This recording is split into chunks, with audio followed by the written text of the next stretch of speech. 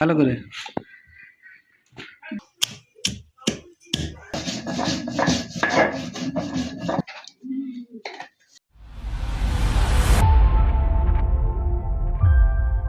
হে everyone, আসসালামু আলাইকুম। কেমন আছেন সবাই? আশা করি ভালো আছেন। শ্বশুরবাড়ি আসছি আর মাঠে ঘুরতে যাইনি, এরকম খুব কম সংখ্যক বার হয়েছে। কিন্তু দুঃখের বিষয় এই যে আজকে আমাদের সাথে রাইসা আসতে পারেনি, কারণ রাইসা স্কুলে আছে।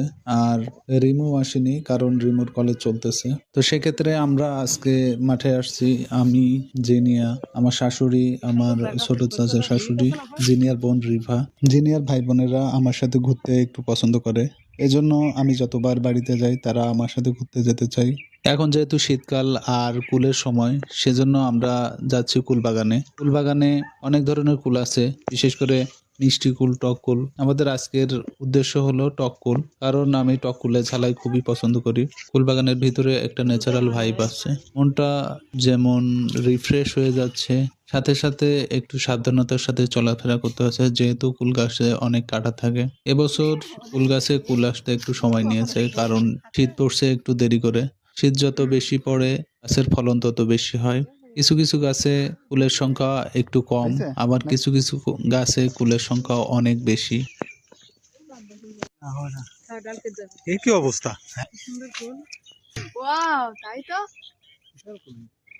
কুল গাছ থেকে কুল পাড়া খুব সহজ একটা বিষয় না, যেহেতু কুল গাছে কাটা থাকে, আর সেজন্য কুল গাছে উঠে কুল পাড়া যায় না। কুল গাছগুলো একটু বড় হয়ে যাওয়ার কারণে ঝাঁকি দিয়েও কুল বেশি পড়ে না, তো আমাদের কুল পাড়তে একটু সময়ই লাগছে। আঙ্গুরি মতন কি সুন্দর দেখাচ্ছে, দেখ এই দেখ এই জায়গাটা এই ডালটা ভিডিও করো, দেখ কি হয়েছে, একদম পুরো গাছের ফুল দেখ।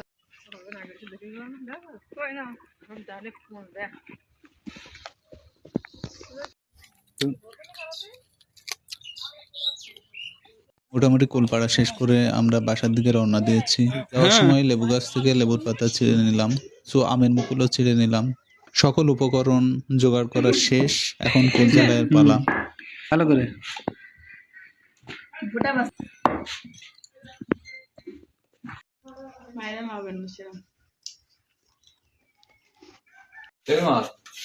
হ্যাঁ,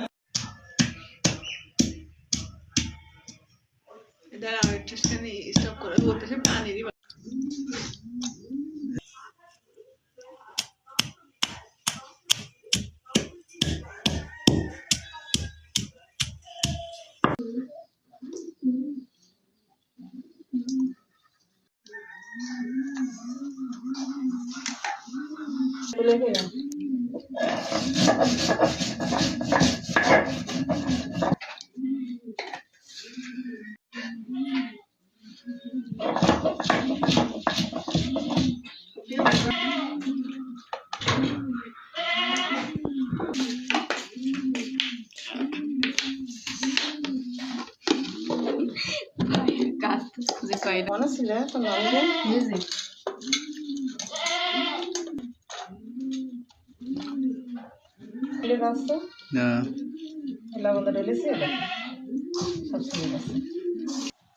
টকুলের ঝালাই আপনাদের কেমন লাগে এটা অবশ্যই আপনারা জানাবেন, সাথে সাথে জানাবেন ভিডিওটি কেমন লাগলো। আপনাদের সবাইকে ধন্যবাদ জানিয়ে শেষ করছি আজকের এই ব্লগ। সবাইকে ধন্যবাদ।